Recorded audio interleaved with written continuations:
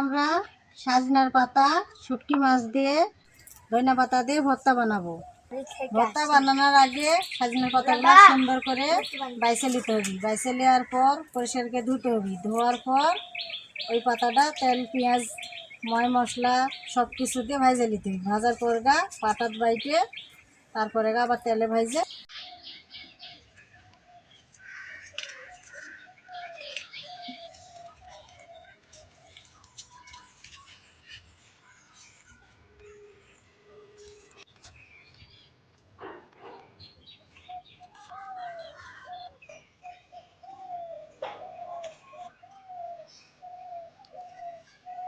পাতা বাছার আগে এবার সুন্দর করে একটা একটা করে দেখে দেখে বাইছে নিতে হবে। পাতাটা সুন্দর করে বাইছে নিলে পোকা থাকবি না, ময়লা মাটি থাকবি না, ধুতে ভালো হবি, বাটতেও ভালো হবি, চানাটা খাইতেও ভালো লাগবে। ওই দেখেন আমার বুবু কি লাগবে। আপনারা গাছ থাকলে আপনারা আসেন আমার বুবুর লাইনটা আইন। সজনা পাতা, ধনিয়া পাতা, পেঁয়াজ, রসুন সব কুটা বাছা ধোয়া হয়ে গেছে। এখন আমরা আগে ভাত রান্না করব, তারপরে আমরা এই পাতা ভাইজে নিয়ে ভর্তা। কীভাবে ভর্তা বানাই আর কীভাবে ভাইজে নিই, কীভাবে বানাই আপনারা এভাবে দেখেন। আমার মতো করে যদি ভাইজে ভর্তা বানাই খান খুব স্বাদ পাবেন। সজনার পাতা, ধনিয়া পাতা, শুটকি মাছ দিয়ে ভর্তা বানাবো।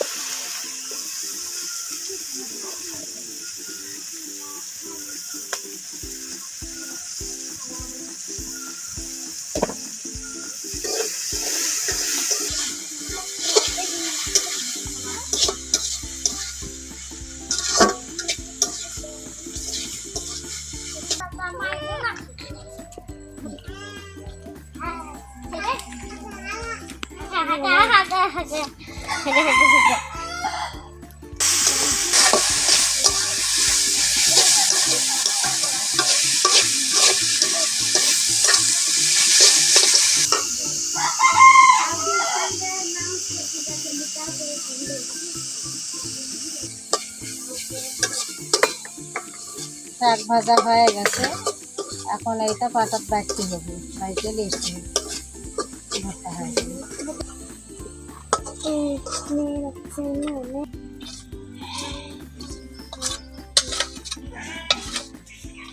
এখন পাটাত বাইটে নিয়ে আসি।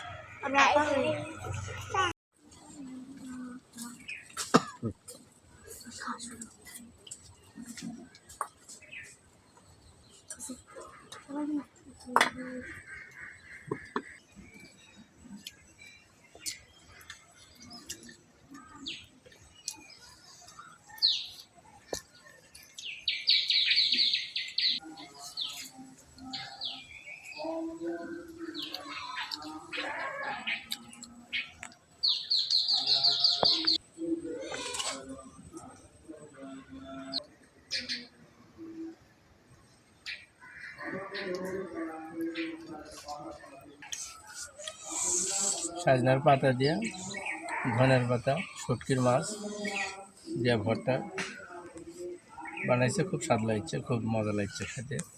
আপনারা এভাবে রান্না করবেন, খাবেন, মজা পাবেন।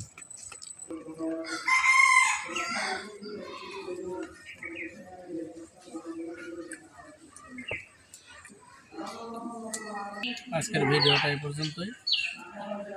আমাদের এই ভিডিওটি লাইক করবেন, শেয়ার করবেন, কমেন্ট করবেন এবং বেশি বেশি করে আপনারা দেখবেন এবং ইয়ে করে দেবেন। তাহলে আমরা আরও নতুন নতুন আইটেম নিয়ে এসে আরও ভিডিও তৈরি করতে পারবো, আপনাকে দেখাতে পারবো এবং আপনারা এভাবে রান্না করে খাবেন, আসলে মজা পাবেন। আমাদের ভিডিওটা বেশি বেশি করে দেখবেন।